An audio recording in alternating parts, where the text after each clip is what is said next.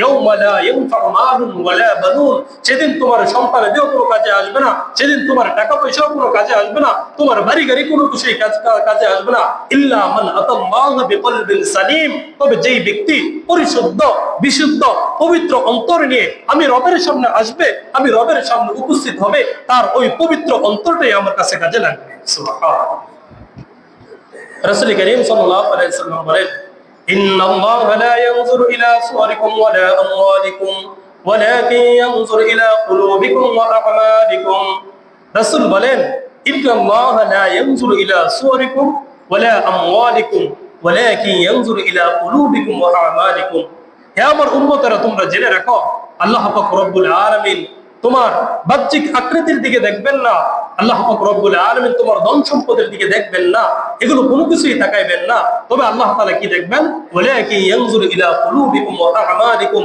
হে আমার উম্মত, আল্লাহ পাক রব্বুল আলামিন তোমার দুইটা জিনিস দেখবে, এক তোমার অন্তরের দিকে তাকাইবেন, আরেকটা আল্লাহ পাক রব্বুল আলামিন ওয়া আ'মালিকুম, তুমি দুনিয়াতে থাকা অবস্থায় কি আমল করেছো, কতটুকু ইবাদত করেছো, কতটুকু তুমি ভালো কাজ করেছো, কতটুকু তুমি পুণ্য অর্জন করেছো, কতটুকু তুমি নেক কাজ করেছো, তোমার ওই নেক কাজ, ওই পুণ্য, তোমার ওই ইবাদত এবং তোমার পরিশুদ্ধ অন্তরের দিকে আল্লাহ তাআলা আসলে ময়দানে তাকাবে। এই দুইটা ছাড়া হাসর ময়দানে আর কোনো কাজে আসবে না। আল্লাহ পাক রব্বুল আলামিন আরেক আয়াতের মধ্যে বলেন, ওয়াম্মা মান খাফা মাকাম রাব্বিহ ওয়া নাহান নাফসা আনিল হাওয়া ফাইন্নাল জান্নাতা হিয়াল মাওয়া।